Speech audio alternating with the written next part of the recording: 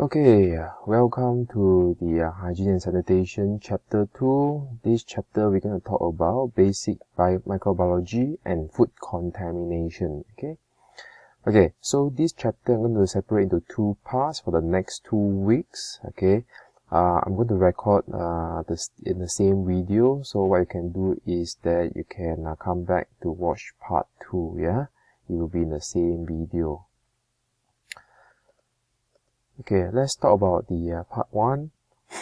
Okay, firstly, when you look at the food contaminations and in the context of biological hazards, okay, there are four major classes of microorganisms that may or may not be pathogens. Okay, what do you mean by may or may not be pathogen means that the microorganism can either be may cause the food poisoning or may not cause food poisoning. Okay, so it may or may not cause food poisoning. Yeah. Okay. One very easy explanation, right, is that, for example, everyone eat yogurt, right? Okay.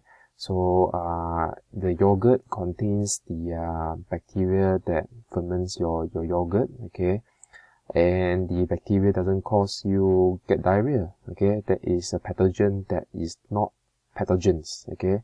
That microorganism is not a pathogen, okay. Whereas if you eat something like E. coli from the one of the restaurant or things like that, you get diarrhea, okay, that E. coli or the microorganism causes is a pathogen, okay. So there's two distinct may or may not be a pathogens here, okay, meaning to say that the microorganism is either a microorganism that can cause food poisoning or it may not cause food poisoning, okay. So the major classes includes like bacteria, parasitic worms, okay, this is large, okay. Then you got like fungi, including like yeast, mold, or mushrooms, yeah. And then another one is viruses. Okay, before in the part 2, I'm going to go through one by one, yeah, in the part 2. But in the part 1, okay, which is now, I'm going to give a general characteristic of these microorganisms, okay. It can apply to, it may not apply to all of them, okay. It may not be applied to all of them, okay, but it's just a general characteristics, okay, to describe these microorganisms, yeah. Okay, let's talk about the general character of microorganism. Okay, unlike food spoilage, okay, microorganisms that cause food poisoning do not always provide any sign that the food is contaminated. Okay, so what it says, right, is that the microorganism sometimes it doesn't cause food spoilage. Okay, food spoilage is when you can like smell or see or feel the food. Okay, like for example, slimy. When you feel the food is slimy, it means there's a spoilage. Okay, or sometimes when there's a foul smell. Okay, the smell. Okay, you know that the food is spoiled. Okay, or you look at it, oh, it's greenish. Okay, the moldy. Okay, then you know that it's spoilage. But some microorganisms you need to be very careful because it doesn't cause food spoilage, so you wouldn't know that it's contaminated. Okay, but these microorganisms actually can cause serious food poisoning and sometimes be fatal. Okay, because of they can give something called the toxins. Okay, toxins. Okay, so toxins there's no smells, you can't see, so is possibility of you ingesting the contaminated food is high, and it can cause food poisoning, yeah. So make sure you understand that. The foodborne pathogens are infectious. Okay, what I mean by infectious means that it can transmit. Like for example, if you got diarrhea, okay, after you go to toilets, okay, you got diarrhea and then you came out from toilet, you didn't wash your hands and you go and prepare food, okay, then just say that the food contaminated with your pathogens, okay, that coming out from the feces, and this food can be transmitted to this microorganism can be transmitted to another consumer, and when the consumer ate it, okay, they get food poisoning. Okay, that is meant by infectious. Okay, microorganism can grow and multiply very quickly. That is a scary stuff. Okay, when it can grow and multiply very rapidly in food, okay, and the chances that it can cause food poison is high. Okay, unlike for example like human, okay, human and animals, right? Usually, if you want to have an offspring, okay, it can take like months. It can take like months, okay. Like humans, it takes 9 months to give a baby, okay, to give birth to a baby. Whereas microorganism is like every minutes to an hours is doubling, okay. So it can grow very, very fast, okay. Okay, high risk food are those food that easily contaminate. Later on, I'm going to talk to you about like why high risk foods, okay, are easily growth. Okay, high risk foods like, for example, like salads, ready to eat meals, okay, like raw meats, okay, all these are considered high risk food. Yeah, the condition is just perfect for microorganisms to grow. Okay, why I'm going to go through one by one in the condition in this part. Yeah. So, a question is, pathogenic microorganisms can be eaten without causing illnesses. Is it true that pathogens, okay, I say already pathogens are those microorganisms that can cause food poisoning, right? Okay, but is it possible that you eat them without causing any illness, which means that you may not cause like diarrhea? Okay, it's true in a way, yeah, okay. It's true in a way because there's a term called the infective dose. You see here, infective dose, because it needs to be very high, not to say very high, it needs to be at a certain level, only it can cause some disease. Okay, like for example, you can see from here, like this is the examples I show for bacteria. Okay, bacteria can grow very fast, you see.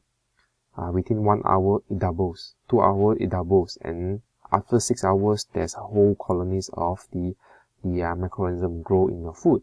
Okay, so if you eat the food when it's in this level, okay, some people may not actually show any food poisoning symptoms, although they are pathogens. Okay, whereas if you eat this, the likelihood that you get the food poisoning is very, very high. Okay, so for this, a normal human may not get, if you ingest it, may not get sick, okay, because the dosage is low. But if the person who eat this is in the high risk group, okay, what is high risk group? I mentioned in the previous chapter, include like pregnant women, small kids, infants, old age, or maybe immune deficient, what's it called, the immunodeficient group, okay, HIV patient and things like that. Okay, this group, they have lower, okay, why is because they have lower immunity. Okay, they have weakened immunity, so if they ingest that, possible they can get diarrhea, okay, or they can get food poisoning. Okay, so it is possible for microorganisms to be eaten without causing illnesses for a variety of reasons. The pathogen may be present in the food in a very low level that I told you before. Okay, whereas very high level are required to cause illness. Okay, the pathogen may be present in a form that is not able to cause illness. For example, dormant spores. Okay, this is another thing. Or sometimes bacteria or microorganism. Okay, it can be like fungus and things like that. Sometimes they are not alive. They are actually dormant. Okay, dormant means that they are sleeping. They are packed in what we call spores, and then they are sleeping there. Okay, when the condition is right, then the spores will actually activated back into a live bacteria or microorganism or fungi and things like that. Okay, the pathogen may not be able to withstand the natural defenses inherent in our bodies. Okay, if your immune system is good enough, okay, it can kill it. Yeah. Okay, although initially present in a low level, may grow and increase to a potentially high level. So that's why we need to have a very good hygiene and sanitary practice. Okay, because if not, it can grow to very high levels. Okay, for example, if you take a meat from the fridge out into your table, okay, onto the kitchen table. If you did not use it immediately, you need to actually put it back to the fridge. But if you leave it on the kitchen table for a few hours, okay, the chances is that the amount of the pathogen level is very high. Okay, so in that case, it can actually cause food poisoning. Okay. So there are conditions here, okay, microorganisms will always be found in food, okay. In a lot of food, regardless of in the restaurant or what, you actually will have a certain amount of microorganism, but the level, you are not supposed to have a high level of microorganisms, especially pathogens, okay, not supposed to have it, okay. Food is impossible to be sterile, okay. Sterile is the conditions where there's a free from microorganisms, okay. Examples, for example, in the hospital setting, okay, equipments, they are sterile, okay, because they need to use it to open the to actually do surgery on the human, okay, then it need to be sterile. But the knife you use in the kitchen is not sterile, okay. There are certain amount of microorganisms in there, but you wash it to reduce the amount of microorganism on your knife. Okay, so that is that, because when your knife is have low amount of microorganism or is being washed properly, okay, then you wouldn't, when you use it to cut your meat, okay, then your food is not likely to be contaminated with pathogens. Okay. Is number and type of microorganism found in the food that is very important here. So you need to be very careful with that. Okay, the type of food. What food are you preparing?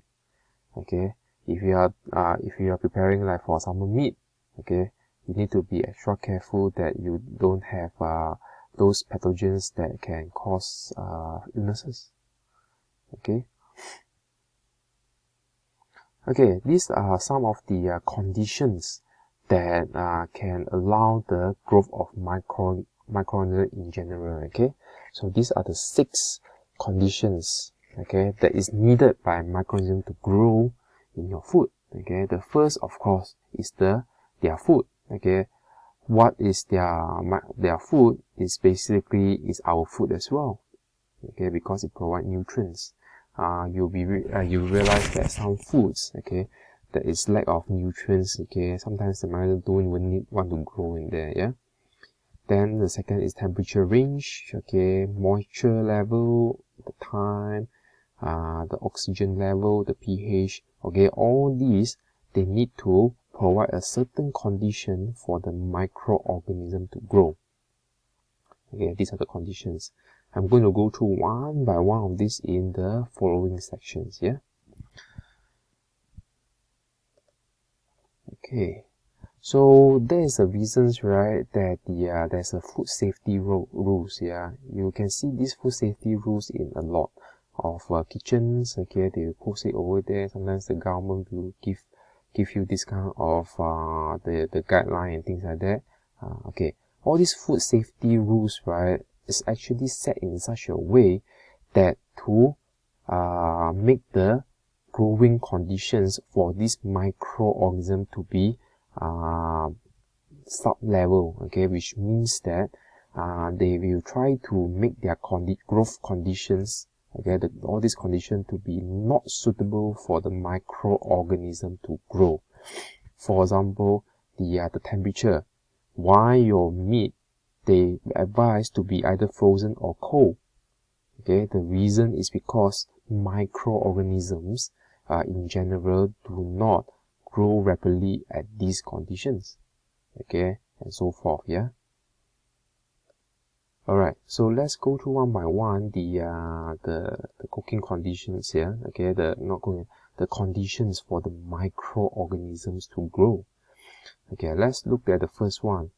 Is the food. Okay, the food, okay, is basically their food is our food. Alright, if the food contains nutrient, microorganisms love it. Okay, like for some food, like for example, those high in proteins, high in carbohydrates, high in moisture. Okay, neutral to slightly acidic. Okay, slightly acidic means slightly only acidic. Okay, most food are that. These food are likely to support the growth of food poisoning bacteria. All these are called what we call the high risk food. Yeah. For example, raw meat. Raw meat is high in proteins, very high moisture, usually is about slightly acidic condition. Okay, raw meat, they love to grow it. That's why, if your food, okay, if your raw meat is not used directly, please store it in the fridge. Okay, so raw meats, eggs, okay, eggs, oh, perfect conditions. Okay, Salmonella is one of the bacteria that loves to grow, okay, in the eggs. Yeah, and Salmonella usually they actually attach to the shell of the eggs, so that's why usually when we want to cook eggs, we need to wash the shell. If not, we may introduce the Salmonella into the eggs. Okay, when the eggs they are cooked, what is it called, slightly raw, okay, the eggs cooked slightly raw, then the problem is that the Salmonella can grow in there. Okay, that's why usually when I eat out, I do not like my eggs to be like raw. Okay, I like it to be well done. Yeah, okay, to fully cook it.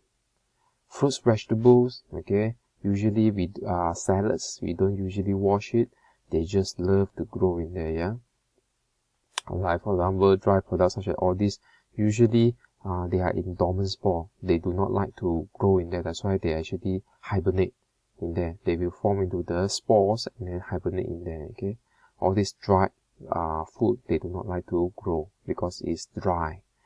Okay, bacteria love nutrients, very moist condition. Yeah.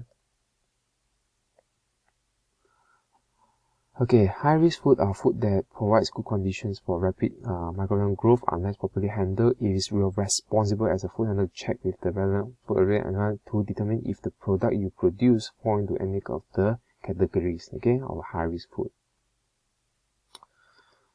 Okay. Alright, so you have to be extra careful if the food that you're supposed to eat raw, okay, like for example shellfish, oyster. Okay, raw oyster, people love to eat the oyster raw. Okay, if the oyster is not produced or harvested in a clean condition, then the oyster you eaten can be very bad to your health. Yeah. Okay. Okay, fish, like for example the sashimi fish is not cooked. Okay, so very important. Okay, make sure that the fish is still fresh, okay, from a very reliable source of the supplier. Meat, raw meat, okay, and the meals, okay, the cooked chill meal, okay, all those that, for example, you see in the 7 or Family Mart, all this cooked chill food, they always need to be extra careful, which means that they have to be always in the fridge and they have to always check the expiry date. Yeah. Gravy, stock, milk, eggs, okay, cooked rice and pasta, all these are high-risk food. Okay, take extra care when handling cooked meats and liquids, okay, chicken and liquids, mayonnaise, cheese, shellfish, cooked rice, okay, all these are high-risk foods. When you're handling all these, what should you do? Okay, use gloves, okay, keep out of danger zone. Danger zone is the non-refrigerated, like for example warm, like now, okay, the warm condition. Okay, try not to expose too much to the warm condition. Okay, use the right food equipment. If unsure, ask your manager. Okay, usually manager, if your aspiration is to become a hospital manager or in the kitchen, okay, make sure you know the basic. Okay. Okay, number 2, temperature. Okay, another conditions that microorganism can grow is the temperature. Usually, the microorganism love to grow in here, this condition. They grow the fastest about 37. Okay, so 37, what is the temperature? It's also our body temperature, yeah. So that's why it's water body temperature. When we can survive, the bacteria can also survive. Okay, bacteria usually will die if you go more than 75 degrees Celsius. That's why food usually asked to cook properly, thoroughly, to kill the bacteria. Okay, if you are not yet cooked raw food, usually you need to store at below 0 degrees Celsius. In here, the bacteria not going to be killed, but it's going to be dormant. Okay, they are sleeping. Alright, so make sure you don't expose. Like for example, raw meat, you don't expose in this temperature, 20 to 45 especially. Okay, which is our room temperature in Malaysia. Okay, you don't expose to that. If not, it can grow very rapidly. Yeah. Okay, so you should always store in this condition. Then when you cook, make sure that you cook at this condition. Okay, and above. Okay, so for those like sashimi and the medium rare beef and things like that, okay, in that case you need to have a very, very good handling, okay, of the food, which means that you cannot you need to be always stored in this condition, the cold conditions, and when you're cutting, your knife need to be very clean, okay, your tabletop need to be very clean and things like that. Okay, I was once a few years ago. I saw a news saying that the one of the restaurant in Subang here, they selling salmon sashimi. Okay, it's not cooked. This sashimi, right? They actually didn't even put in this condition. Okay, they store it at this condition. Okay, they left it out there condition because one of the customer took a picture of that. Worse, the sashimi, the fish, was placed on top because there was no space, so they placed it on top of the rubbish bin. Okay, the lid they put on top of the lid there. Okay, so they saw it and then they took a photo of it and then went to complain it. Okay, so exposing at this temperature is bad enough, and the restaurant, the person who prepared the sashimi even put it on top of the rubbish lid. That is a no-no. Okay, because there are a lot of pathogens, microorganisms on top of the rubbish bin, the lid. Yeah. Okay, the temperature. Okay, so usually is to prevent the growth of malaria, especially malaria, food should not be allowed to stay within this temperature for any longer than possible. Yeah. So in Malaysia, you are not supposed to store around 5 to 60 degrees. You need to be below 5 degrees Celsius. Or if you're cooking, you need to be more than 60 degrees Celsius. So this temperature, 5 to 60, is what we call temperature danger zone. Okay, temperature danger zone. Okay, so make sure you remember this, yeah.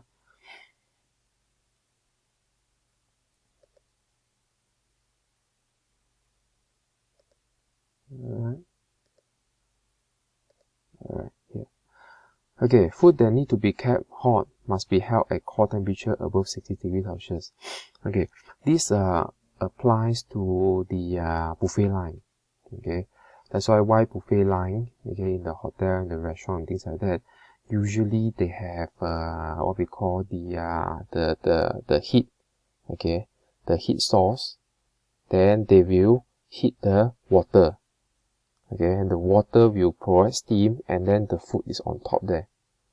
Okay, so of course the steam and the food is separated by the container. Okay, so usually it's like that, yeah. Okay, corner here, just say that is your chicken. Okay, chicken. Okay, so usually you have here got water. Okay, here is the heat. So the heat, the water vapor go here, and then it will heat up the food. Usually you need to keep that about more than 60 degrees Celsius. Okay, if you are leaving it there for like a few hours, yeah. During the buffet, usually you leave it there like 2 hours. Okay, 3 hours the maximums. Yeah. Okay.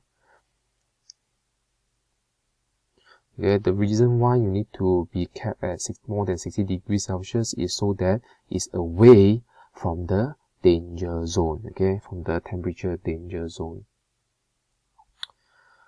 So you can see from here is almost same, yeah. Okay, human body temperature 35 to 37 degrees. Bacteria love to grow there at that temperature. Okay, that's why we get sick usually, yeah. We easily get sick, yeah. And room temperature also can support the microorganism growth. Okay, third one is moisture. Bacteria, microorganism, fungus all love moist. Okay. They like it to be at a moist condition. Okay? Water is where they can grow. Human, same thing. Human need to drink water to survive. Correct or not? So microorganisms, same thing. They need to have they love high moisture content. Yeah. That's the reason, right? Why, like for example, like powder milk, okay, powder Milo, biscuit. Usually you can keep in room temperature.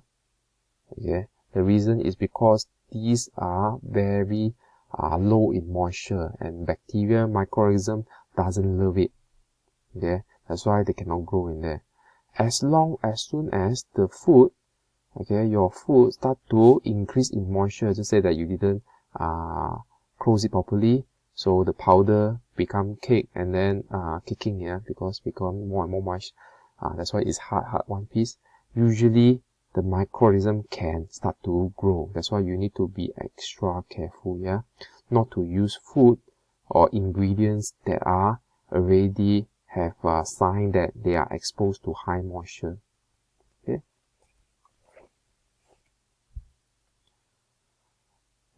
So in food preparation, usually what you need to do, right, is that all the utensil or cleaning tools, right, try to dry it.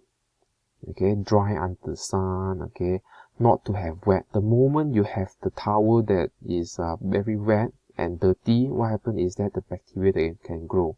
That's why sometimes, right, when I went to the restaurants, okay, when they wipe my table, okay, with the cloth, there's a smell coming out from the cloth. Okay, the reason is because that the towel was dirty and is moist and the bacteria grow. That's where the smells come out. Okay, so you have to be extra careful, yeah. Try to dry it, okay. Dry the your equipments, your tea towels, okay, so that the bacteria cannot grow, yeah. Several food preservation measures is controlling the moisture content. For example, drying and dehydrating. Okay, like for example, dry salted fish. Okay, you can use salt as well to dry it to reduce the drying. Like for example, the dry milk powders. Okay. Like the fish dried potato chips or chips. Okay, so all these are some of the food preservation methods. Okay, to dry it, because microorganisms do not like dry; they like moist to grow. Okay.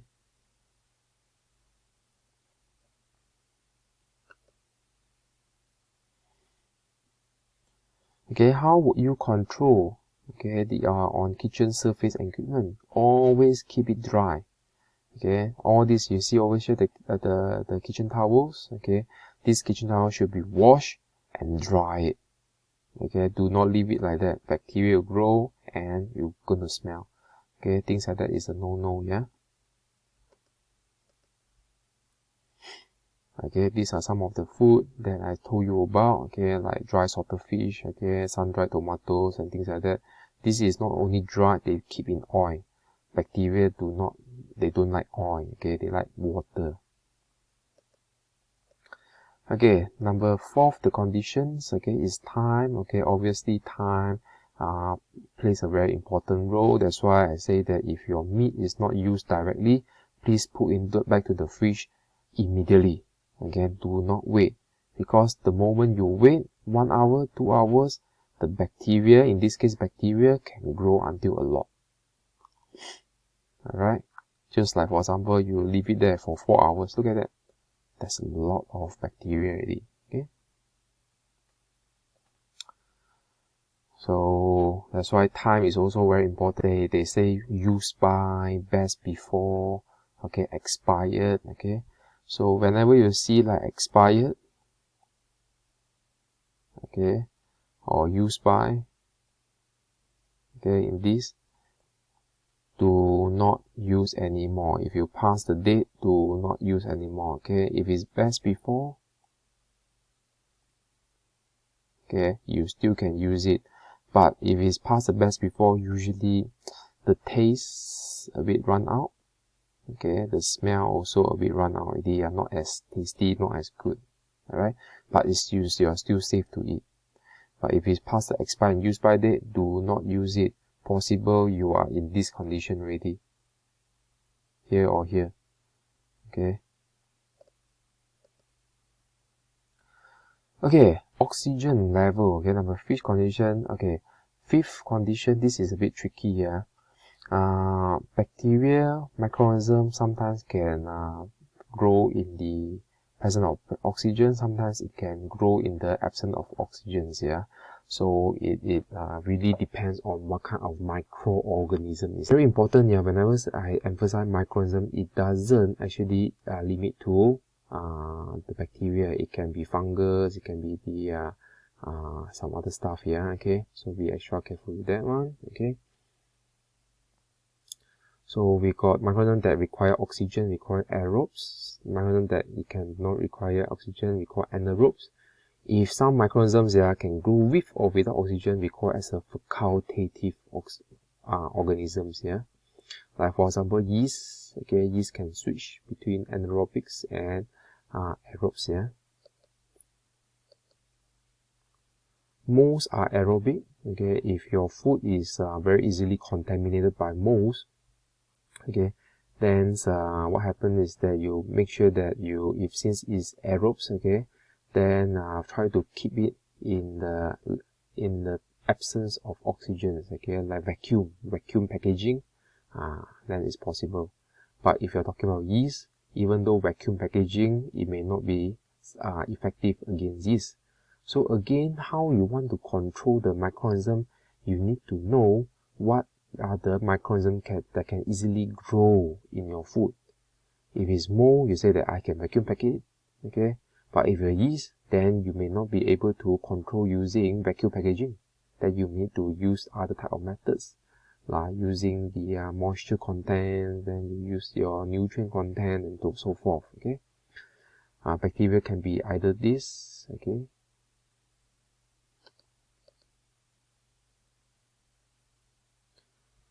Okay, so vacuum packing is the best. Sometimes canning as well. Canning is one of the very good methods, very rare or old methods, but it's very effective. You can it, you seal it, no more oxygen, then you heat it at high temperature to kill all the bacteria, yeah. Sometimes what you can do is modify atmosphere, like for example the what we call the salad packing. Okay, if you go to the supermarket, you can see that the salad package, the pre-packaged the salad is very big, the packaging, okay, because they modified the atmosphere, yeah. They actually add in, like for example, nitrogen, it can be carbon dioxide and so forth to control a certain the growth of the microorganisms, okay. Okay, number 6 is the pH. Usually not alkaline, okay. Food usually is either neutral to acidic, okay. Bacteria, microorganisms, usually they don't like to grow at strong acidic conditions. They still can, some of the microorganisms still can grow in this condition, but most cannot, okay. They love to grow in this, okay. So they have to be extra careful, yeah. So mold and yeast tolerate quite acidic environment, so you cannot use this acidic environment to control these. Bacteria you can control, okay, like some of the acidic food, okay, like kimchi. Kimchi is acidic, okay. Some of the bacteria cannot grow in there, okay. That's why kimchi sometimes is a way of preservation, okay, because of the low acidic, okay.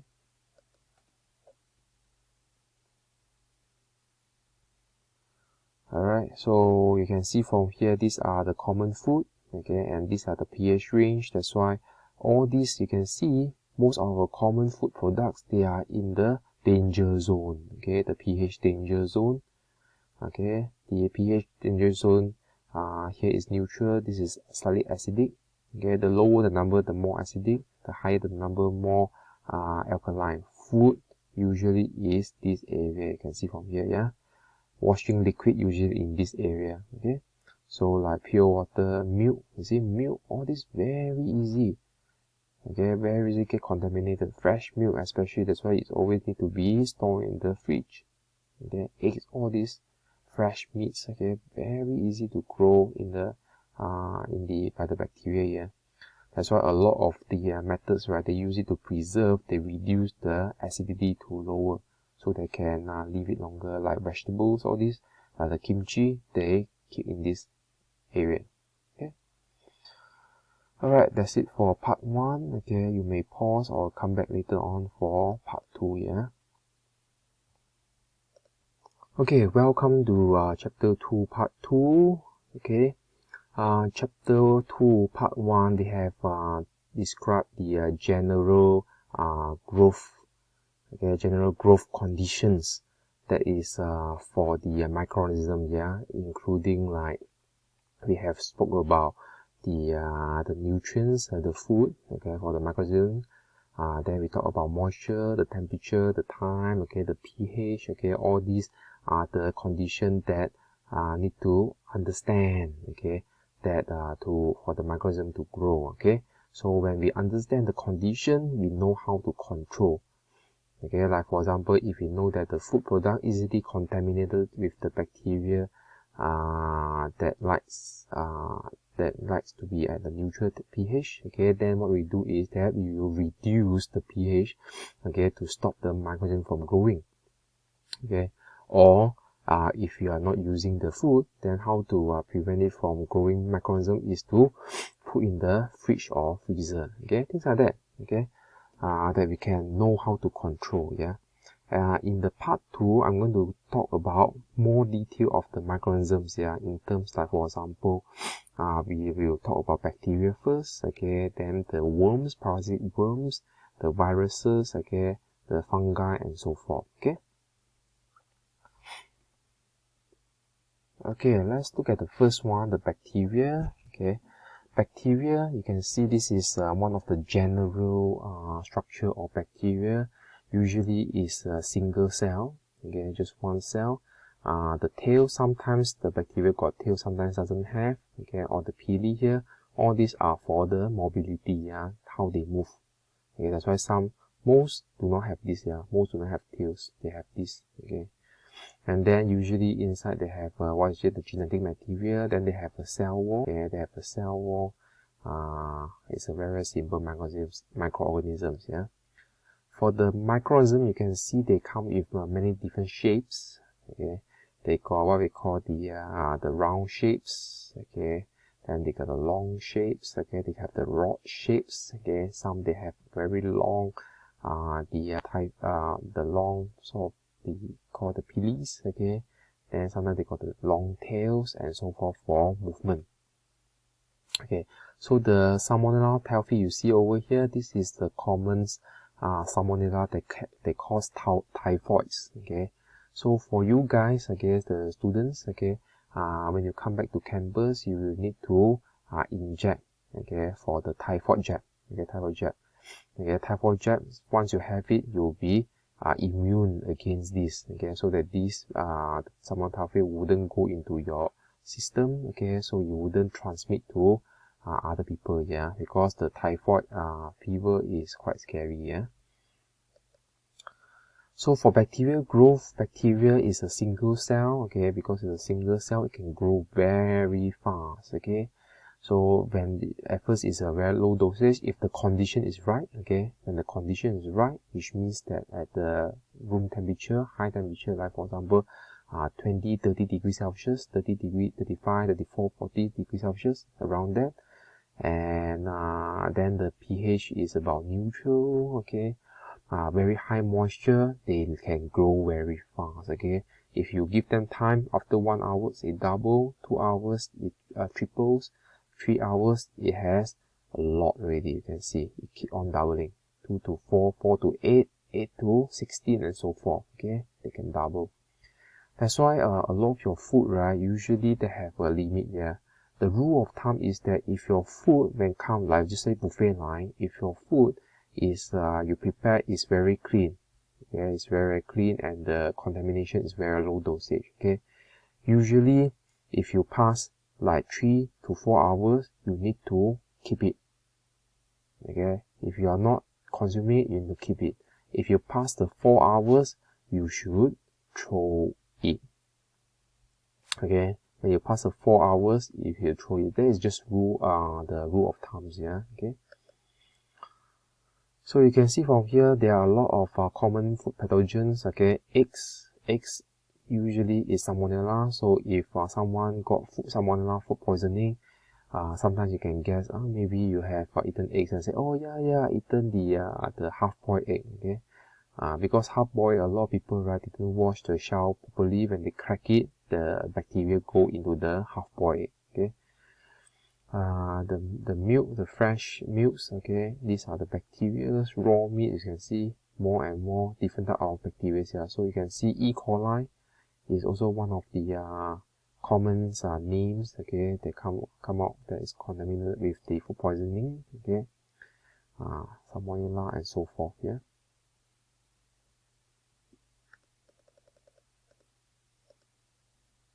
Okay, you can see from here, salmonella, as I told you, you need to go for a typhoid jab once you come back to campus. Okay, you got two types. Okay, typhoidal salmonella or non-typhoidal. Yeah, for the typhoidal salmonella, you can cause typhoid fevers. Okay, paratyphoid fevers. Yeah, you got all these type of salmonella species. Typhi, salmonella paratyphi A, B, and C. These are the types that once you have the typhoid jab, you will reduce the chances of getting this and transmitted to your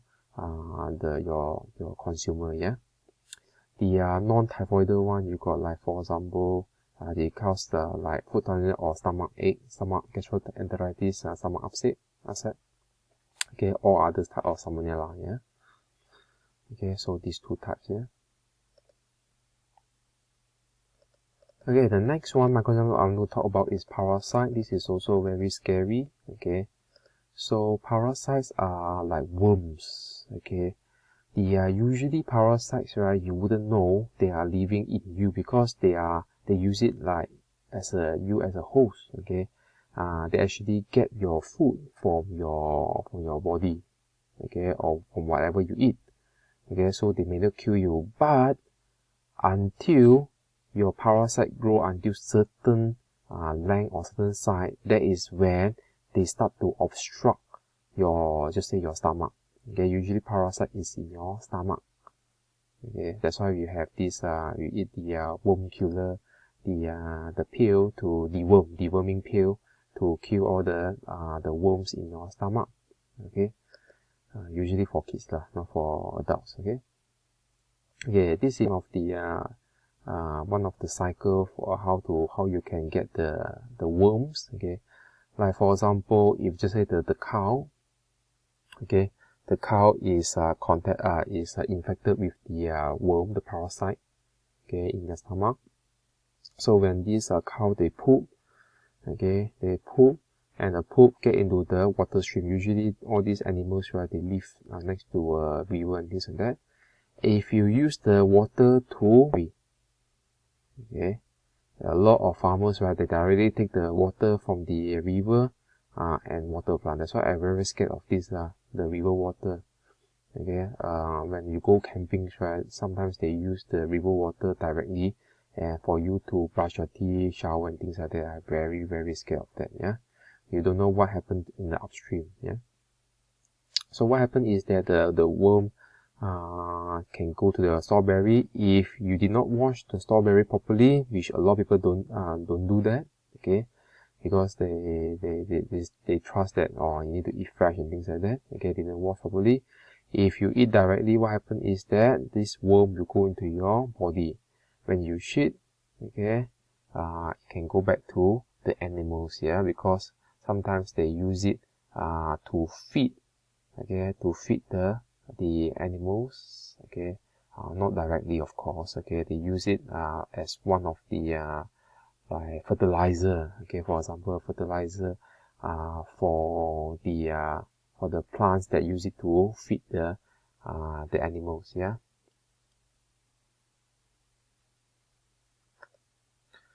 So for parasitic worms, you got like, for example, roundworms, they got flukes, they got tapeworms, okay, all these are very scary. Like for example, in this, the roundworms are found commonly deep buried in the meat of the muscle, not meat, the muscle of the animal.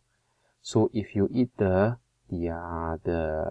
muscle, okay, or the meat, okay, muscle and meat, yeah, just to clarify the terminology, when the animal is still alive, you call it as a muscle. But when the animal is dead, it will convert from muscle to meat, okay, then you call it as a meat. So if you eat the meat that has this, the larva of the worm in the meat, it didn't cook properly and they're still alive, if you eat it, they will go to your body, then after that, it can start growing in your stomach. Okay, so if you poop, okay, because all these rodents, right, they just love going around your toilet and things like that, okay, eat feces or rubbish bin or things like that, then they can recontaminate again. Okay, again and again, yeah. Okay, flukes are what we call the very common, how to say, it's very common in the salmon fish. Okay, so if you are a fan of the sashimi, you have to watch out for flukes. Okay, so you can see that flukes is very long. Okay, so what happened is that it's commonly in the seafood. Yeah, in the seafood. Again, the cycle goes again. Okay.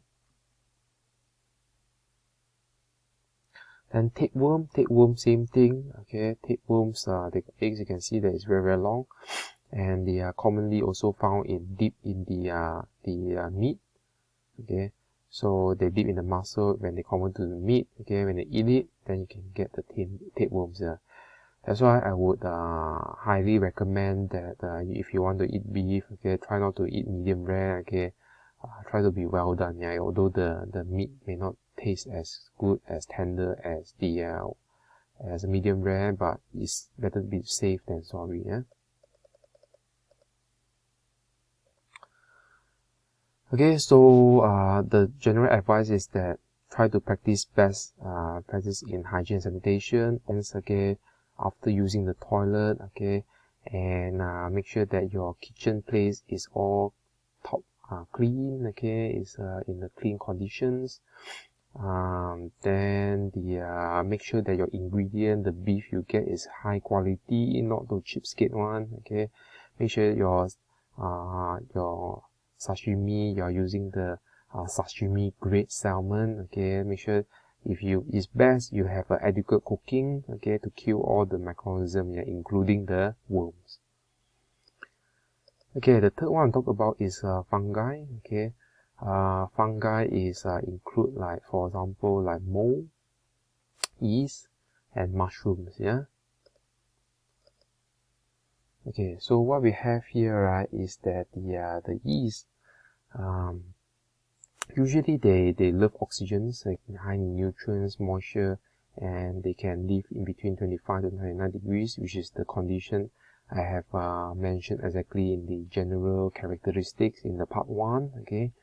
When oxygen absent, yeast can switch to fermentation. That's where you use yeast, right, to make the alcoholic drinks, okay, beer and so forth. That's where you use yeast to create alcohol. Yeah, because what happens is that the yeast, in the absence of oxygen, can start to produce alcohol. Okay. Yeast is not that bad. Okay. Not all yeast can cause problem. Yeah. Mold, okay, mold have to be extra careful. Okay, it can have spores. Okay, as I tell you, spores. Okay, spores is when they are in the dormant stage, sleeping. Okay, mold can grow in moist food, bread. Okay, when your bread is slightly moist, okay, they can grow there. Meat, cheese. Okay, the mold. Mold can produce very harmful toxin. Yeah, okay, so that's why you have to, if there's mold, try to throw it away. Okay, if possible, throw it away. Yeah, do not salvage it, because if you see if they have a toxin, You eat it, okay, you may say that, oh, I removed the mold already, but then I can eat it, there's no smell or whatever. But you didn't know that the toxin is there. If you eat if you ingest the toxin, it can cause serious, even fatal, damage to your health, Okay, so what I have is the mold grew in, like for example, your food commonly seen in your fridge, okay, if you leave it there for too long. And then you know about the peanuts, okay, peanuts, that naturally they have this, what we call alpha toxins, That's why all the batches of peanuts, okay, that they use it to give, they sell it in the market, all have to go under the alpha toxin test, okay, to make sure that the alpha toxin level is very low, You can see in the packaging as well, they will mention that the alpha toxin level is low, okay. The mold growing is very scary, because it can create the spore, and the spore can easily go to another parts, that is why I always say that this is a strawberry, by the way. So it's why I always say that if you see some food that is moldy, if it's in the disposable container, throw the whole thing directly. Do not open it. Okay, because once you open it, the spores will come out from the packaging and it can contaminate other food. Okay, I would throw it away directly. Do not open it. So if you see that, you say, I want to use the box. Okay, I clean out the what? The moment you open, all these spores will go to your kitchen. Okay, some species of fungi have long been used as a direct source of food, like mushroom, truffles, okay. Mushroom and truffles, all these can be eaten, but you have to be careful is the toxic mushroom, okay, like the death cap. Okay, there was the incident in Australia, okay, they actually killed the chef and the workers, The chef actually when walking, this is 2012, The chef was walking, okay, the chef was walking towards the restaurants, and then saw that some of the mushroom, and the mushroom, he thought that is edible ones, so he went to do some mushroom soup and things like that. So after preparing it, he served it to all his co-workers, okay, and himself as well, and unfortunately all of them, most of them died, okay. Number 4 is the viruses. Viruses is quite scary as well, okay, because it's very strong. It's just like what is happening now as well. The COVID-19 is actually a virus, okay. Viruses are usually in a small envelope, okay, and there's a very simple I'll say simple envelope, and inside got a very simple genetic material, but they can do a lot of damage, okay. Usually they will need a living host cell. Why they need a living host cell is because of the simplicity of the virus. They cannot replicate. They actually, okay, if I go to this, they actually use hosts, like for example, this, it can be a human cell, it can be the bacteria, okay. They actually use the bacteria, use their component in the bacteria or the human cell, this can be a human cell as well, to make more of the component. That is the scary part, okay? Because they do not have all these components, they use us, and they use the bacteria, okay, to grow more, right? Go back to this slide. You have to know that the virus, the microorganism, the virus is unlike bacteria. Bacteria, there's what we call the infective dose, okay, only when high level can cause problem, but for virus, very low dosage can cause a problem, okay. That is why now even we touch some viruses, we have to quickly wash our hands, okay, and do not like touch near our face or eyes or whatever, because just a little minute amount, when it go into our body, and that's it, okay, it start to infect us already. Okay, there are a lot of ways to get into us, okay. The contaminated water supplies, if you use water that is contaminated with the virus, okay, that can be a problem. That is the reason why the water that we use in our building that supply to our house is all being treated by the Shabas. Okay, in Malaysia it's called Shabas. Okay, the water treatment center, they treated it with chlorine and things like that. Then after that, then only they will supply to our house. That is why the water is safe. Okay, relatively safe, I would say that. Okay. Sometimes it's because of the poor hygiene practices. Like for example, you're not being washed hand after you go to the toilet, you can cause transmission of the virus. Yeah. And sometimes virus, right, can be in the food as well. Like for example, like oyster. You eat oyster that is raw. Okay, if just say that the oyster is growing in the contaminated water. Okay. And so all this water, the viruses actually enter into the oyster. You eat the oyster raw, and that's it. Okay, it go to your body and they will start to replicate. Yeah. Okay, that's why things like, for example, the hepatitis. Okay, all this raw seafood, they can cause the hepatitis, the virus. Yeah. Okay, so hepatitis A and B. Okay, all this is bad. Yeah, that's why we actually usually we go for the vaccination for hepatitis, okay, A and B. Yeah.